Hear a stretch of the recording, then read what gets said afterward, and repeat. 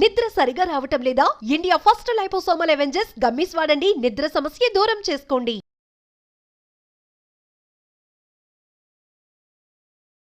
నమస్తే అలగిరి రవీంద్రనాథ్ గారు. నమస్తే అండి ఉష గారు. వయో రూమ్స్ దీనికి సంబంధించి ఇప్పటివరకు చాలా వీడియోస్ మనం వింటూ ఉన్నాం, చూస్తూ ఉన్నాం, చేస్తూ ఉన్నాం. ఏదైతే రీసెంట్గా ఒక వార్త బయటకు వచ్చింది, పెళ్లి కాని వాళ్ళకి వయో రూమ్స్లో బుకింగ్స్ లేవు అండ్ ఎంట్రీ కూడా లేదని చెప్తున్నారు. తీసుకొచ్చిన రూల్స్ ఏంటి, ఆ పాలసీ ఏంటి, సడన్గా ఉన్నట్టుండి ఈ చేంజ్ గల కారణాలు ఏంటి?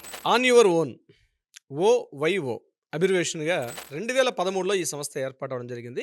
అంచెలంచెలుగా ఈ సంస్థ రితేష్ అగర్వాల్ అంటే ఒక 19 ఇయర్స్ కుర్రవాడితో స్థాపించబడినటువంటి ఈ ఓయో రూమ్స్ సంస్థ పూర్తిగా 80 దేశాల్లో కొన్ని వేల కోట్ల రూపాయలతోటి సంస్థ కార్యకలాపాలు ఈరోజు నిర్వహిస్తుంది.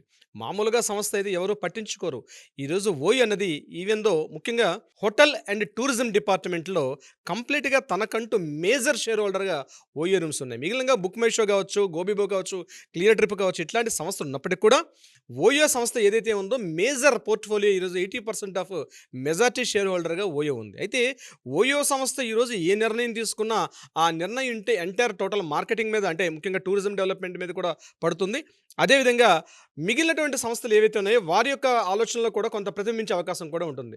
ఇందులో భాగంగా ఈరోజు ఓయో సంస్థ వాళ్ళు తీసుకున్న నిర్ణయం ఏంటంటే ఓన్లీ మ్యారీడ్ కపుల్స్గా మాత్రమే ఎంట్రీ ఉంటుందని చెప్తూ, ముఖ్యంగా ఇందులో టోటల్ 100% అని చెప్పుకోవచ్చు.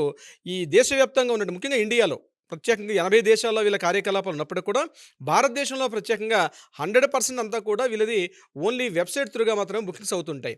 సో వెబ్సైట్ త్రూగా బుకింగ్ చేసేటప్పుడు, ఆన్లైన్లో బుకింగ్ చేసేటప్పుడు డెఫినెట్గా వాళ్ళు మ్యారేజ్ అయినట్టుగా ఏదైనా ఒక ప్రూఫ్ చూపించమని చెప్తూ వాళ్ళు అడగడం జరుగుతుంది.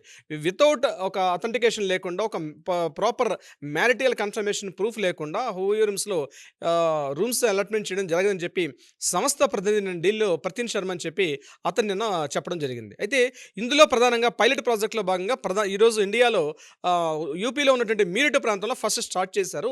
ఇది సక్సెస్ అయినట్లయితే ఎంటైర్ త్రూఅవుట్ ఇండియా మొత్తాన్ని కూడా మేము ఇంప్లిమెంట్ చేస్తామని చెప్పి ఒక పైలట్ ప్రాజెక్ట్ కింద మీరట్ ఎంచుకోవడం కూడా జరిగింది. అయితే ఇక్కడ ఏదైతే ఈ సంస్థ తీసుకున్నటువంటి నిర్ణయం ఏదైతే ఉందో దీని మీద సర్వత్రా కొన్ని చోట్ల అనుకూలంగా ఉంది, కొన్ని చోట్ల వ్యతిరేకత కూడా నమోదవుతుంది. ఏమిటి అనుకూలత, వ్యతిరేకత ఏమిటంటే, అనుకూలంగా మాట్లాడడం ఏంటంటే ఓయో అంటేనే చాలా వరకు ఒక నెగిటివిటీ ప్రచారం బాగా ఉంది. ముఖ్యంగా యువకులు అంటే అప్పుడే టీనేజ్ అయ్యి అడాల్సెన్స్లో ఉన్నటువంటి 22-23 ఏళ్ళు అన్మ్యారీడ్ కపుల్స్ ముఖ్యంగా ఇల్లీగల్ యాక్టివిటీస్కి ఓయో రూమ్స్ అనేవి అడ్డాగా మారడం కారణం. అయితే ఈ ఓయో రూమ్స్ ఎందుకు ఇలా అడ్డాగా మారడానికి కారణం ఏంటంటే, ప్రతి చోట్ల నగరాల్లో కానీ, పట్టణాల్లో కానీ, ముఖ్యంగా కార్పొరేషన్ లాంటి హైదరాబాద్ లాంటి సిటీస్లో కూడా ఈ ఓయో సంస్థకి అఫీషియల్గా ఉన్నటువంటి రూమ్స్ అనేవి చాలా తక్కువ.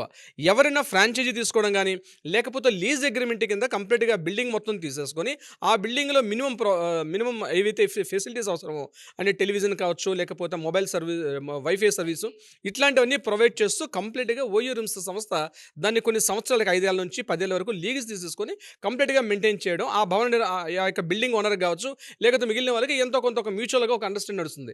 సో ఇది యాక్చువల్గా ఓయో రూమ్స్ చేసినటువంటి సిస్టమ్. ఈ సిస్టమ్స్లో వీళ్ళు ఏదైతే తీసుకొస్తున్నారో, ముఖ్యంగా యూత్ రీసెంట్గా 2018లో భారత ప్రభుత్వం తీసుకొచ్చింది సుప్రీంకోర్టు చట్టం ఏదైతే వచ్చిందో, అంటే ఇక్కడ మ్యారేజ్ కాకుండా కూడా అంటే లివ్ ఇన్ రిలేషన్స్ విషయంలో కూడా సుప్రీంకోర్టు ఒక చారిత్రాత్మకమైన తీర్పు 2018లో వచ్చింది.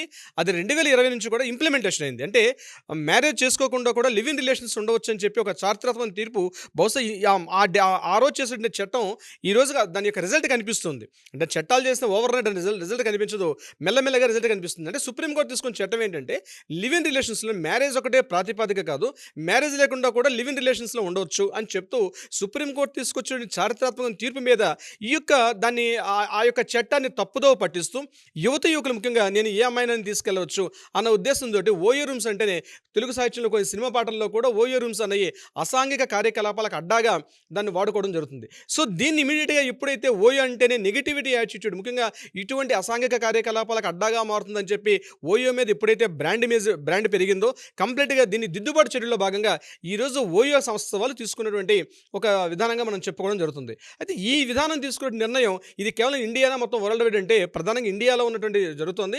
ఇది నాట్ ఓన్లీ ఒక ఇండియాలో మాత్రం ఇది ఓయో టూరిజం డెవలప్మెంట్లో ఉన్నప్పటికీ కూడా మిగిలిన దేశాల్లో మాత్రం క్యాసినోలో కూడా మెయింటైన్ చేస్తుంది. ముఖ్యంగా లాస్ వేగాస్ ఉన్నటువంటి ఓయో క్యాసినో అయితే చాలా అత్యంత 2,000 కోట్ల రూపాయల విలువైనటువంటి క్యాసినో కూడా ఓయో సంస్థకి అక్కడ అధికారికంగా ఉన్నట్టుగా కూడా తెలుస్తుంది. నాట్ ఓన్లీ చైనాలో కూడా major share holder more than 65% share holding ఉంది ఓయోకి చైనాలో. అదేవిధంగా మలేషియా కావచ్చు, థాయిలాండ్, భూటాన్ చిన్న కంట్రీస్ నుంచి అదేవిధంగా పెద్ద దేశాలు రష్యా లాంటి దేశాల్లో కూడా 80 దేశాల్లో కంప్లీట్గా తన కార్యకలాపాలను ఓయో విస్తరించుకొని 2023-24 యొక్క వార్షిక నివేదిక ప్రకారం చూసినట్లయితే సుమారుగా 10,600 కోట్ల రూపాయల వార్షిక టర్న్ ఓవర్లో కలిగినట్లుగా మనకి రీసెంట్గా మనకి లెక్కల్లో కూడా కనిపిస్తుంది. సో ఈరోజు ఓయో తీసుకున్న నిర్ణయం అయితే ఖచ్చితంగా పబ్లిక్ నుంచి డిమాండ్ ప్రకారం మేము లాని యాక్సెప్టెన్స్ ఇస్తూ పబ్లిక్ డిమాండ్ని యాక్సెప్టెన్స్ ఇస్తూ మేము ఈ రకమైన చర్యలు తీసుకున్నాం. ఇది మీరిట్లో స్టార్ట్ చేసాం. ఇది సక్సెస్ అవుతుందా ఫెయిల్యూర్ అవుతుంది మిగిలిన దేశవ్యాప్తంగా చెప్తామని చెప్తూ ఈరోజు ఓన్లీ మీరిట్ సిటీ ఒక్కడ తప్ప మన దేశంలో మిగిలిన ఇతర ప్రాంతాలు ఎక్కడ కూడా ఇప్పుడు మనం అనుకుంటున్నటువంటి ఎక్కడ కూడా ఇంప్లిమెంటేషన్ లేదు. బహుశా ఫ్యూచర్లో చేసే అవకాశం ఉంటుంది అని మాత్రమే తెలియపరుస్తున్నారు ఆ సంస్థ యొక్క ప్రతినిధులు. ఉష గారు, ఓకే. సో మీరు అన్నట్టుగానే వయోరూమ్ అనగానే ఒక నెగిటివిటీ అండ్ దాంతోపాటు అదొక అడ్డాగా మారిపోయిందని చెప్పొచ్చండి. అసాంఘిక కార్యకలాపాలు ఏవైతే ఉంటుంటాయో చాలామంది ఆడపిల్లలు అండ్ టీన్స్లో ఉన్న మగపిల్లలు కూడా జీవితాలని స్పాయిల్ చేసుకుంటూ వాళ్ళ ఇష్టానుసారంగా లైఫ్ని లీడ్ చేస్తూ ఉంటుంటారు. కొన్ని సందర్భాల్లో అసలు మన దేశంలో మన కల్చర్లో ఇవేంటి అన్న దౌర్భాగ్యం ఏంటి అన్న పరిస్థితి కూడా కనిపిస్తూ ఉంటుంది. ఏదేమైనా వీటికి సంబంధించి చట్టబద్ధమైన నిర్ణయాలు, న్యాయపరమైన సెక్షన్లు, యాక్షన్లు రావాలని కోరుకుందాం. దీనికి సంబంధించి ఏదేమైనా దీన్ని కట్టడి చేయాలని కోరుకుందాం. Thank you for the information sir. Thank you so much. Thank you so much Usha గారు.